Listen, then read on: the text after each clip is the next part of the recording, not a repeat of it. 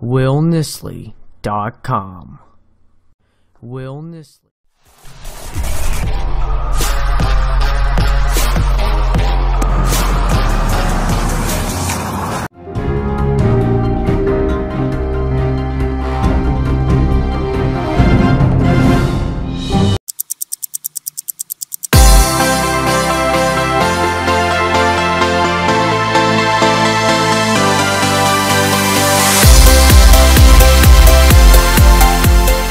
Hi, I'm Carl Lazouz. Thank you for watching CNN 10.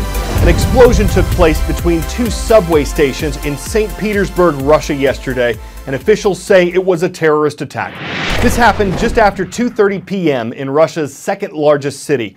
Russian officials say one explosive device went off on a moving subway train. It killed at least 10 people and wounded dozens of others. A second device was reportedly found and defused at another station. St. Petersburg's entire train system, which carries more than 2 million people a day, was shut down. And at the time we produced this show, no group had claimed responsibility for the attack. The conductor of the damaged train might have saved lives. Russian investigators say he kept the train moving after the explosion rather than stopping it in the tunnel. Because he made it to the next station, surviving passengers were able to get out and rescuers were able to help the injured. Russian President Vladimir Putin was in St. Petersburg at the time, speaking at a media event. A Russian official suggested the location and timing of the blasts might have been intended to coincide with Putin's visit. Several terrorist attacks were carried out in Russia earlier this century, but the nation has had relatively few in recent years. 10-second trivia. What word describes something that's widespread over a continent or the world? Epidemic, pandemic, polemic, or epistemic? When something like a disease is pandemic, it's spread over a very large area and affects many people. When it comes to potential disease pandemics, a public health expert says we're only as secure as the world's weakest country, and there are a lot of countries with relatively weak health systems and economies. Following the Ebola outbreak of 2014, the international spread of the Zika virus, and the global circulation of other diseases like swine flu and SARS, experts are warning that civilians and health officials need to be prepared for another outbreak. Of what? They don't know yet, but they're concerned for several reasons. One, the world's population is growing, and so is the number of people who live close to each other in cities. Two, people are traveling more each year. That can circulate problems to other countries. Three, many nations where disease outbreaks are likely are poor, and they have fewer doctors and nurses to treat the population. Of course, there are many other factors like the years it takes to develop vaccines, but there are also plans forming worldwide to take on diseases when they start to spread. We can't know which pathogen is going to cause the next sort of big epidemic, but we do know where these things are more likely to happen because we know how it happens. So we know that in places where there's rapid urbanization, a lot of slums, intensive livestock production, a lot of air connections, all of these different ways in which new pathogens can emerge, we know that's how it happens. So we can look at a map and we can see, well, where are the hot spots where this is most likely to occur? And we can do intense surveillance in those places. And people are already starting to do that in sort of an ad hoc way. But I think that's something we really are going to need to step up in the future.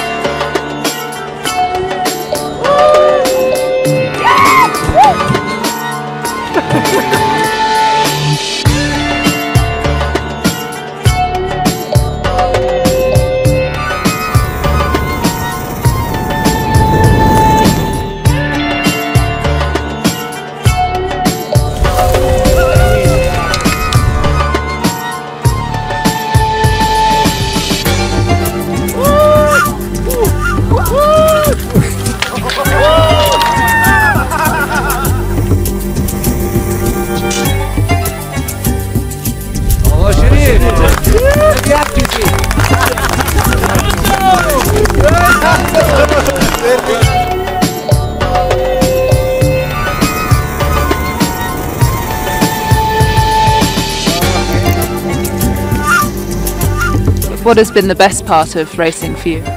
Well, all the excitement of race, when you go to the start and listening to the beep sound, beep, beep, and beep, and you have to be ready to go.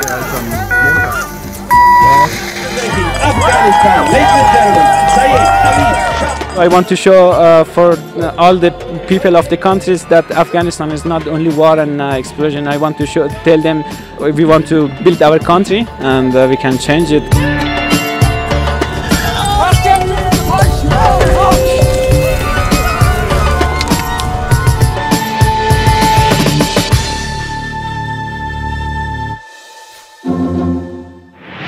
Next, House Hunters Millennial Edition. The timing, it's home buying season in the US. Spring's usually the busiest time of the year for real estate. The shoppers, millennials, generally defined as people born between the early 1980s and the early 2000s. According to a mortgage research company, millennials are now the largest group of home buyers, though experts believed in the past that the generation would rather rent than buy. The challenge? They face a lot of competition, particularly against people who bought a home before and may have more credit and more money. There's a shortage of available homes in America, especially starter homes, lower-priced houses that often fall within a first-time buyer's budget. Home values are up, and that's led to bidding wars between millennials and everyone else. One silver lining for younger buyers, interest rates are lower than they were for their parents. Experts say to get an edge, first-time buyers should set a budget, make priorities for what they want in a home, and get pre-approved for a loan. A British designer has found a way to infuse chemistry with everyday materials, creating thermochromic candles, clothing, carrying cases. Thermochromic describes something that can change color when it's warmed or cooled. The ink isn't cheap. A backpack lists for $1,500, a leather card holder over $200. But the technology could be used well beyond fashion. Colour is just such a universal language, but it often is used very unintelligently. Essentially what we do here at The Unseen is we visualise data through the language of colour on a material. From leather that can change colour to environment fluctuations, it could be a car paint or a concrete that can tell you your carbon emission level, a headpiece that allows you to understand more about your brain and the chemical fluxes from it by informing you through a simple colour change.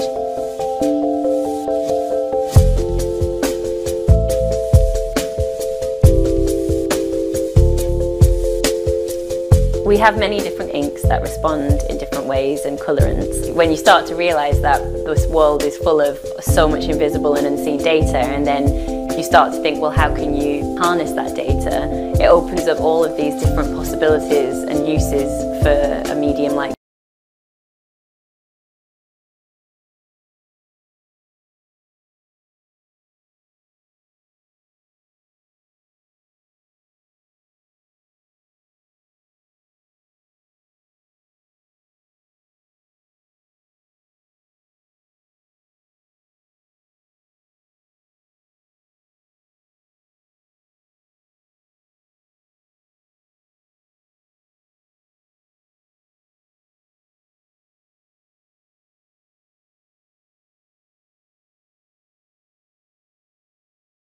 that reflect the beauty of and wonder of nature.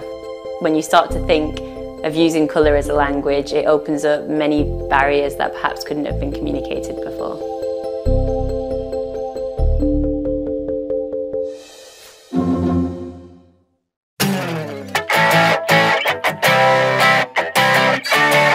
So, Vantablack, the Guinness World Record for the darkest man-made substance, isn't technically a color. It's a coating of millions of tiny carbon tubes. Vantablack absorbs 99.96% of visible light. So when something's covered in it, our eyes perceive it as flat, even if it's a three-dimensional object. The coating is incredibly expensive. A watch made with Vantablack costs almost $100,000. But the coating's ability to suppress light could make things like cameras and telescopes more sensitive to faint light. So it could be advantageous from that vantage point. But to shed more light on its uses, Vantablack is not the new black. Even if you alighted on a way to fashion it into fashion, you can't use Vantablack to shroud a shroud or cloak a cloak. It's easily damaged if you bump or scratch it, so it's certainly not good for throwing shade. I'm Carl Azus with enlightening and colorful puns on CNN 10.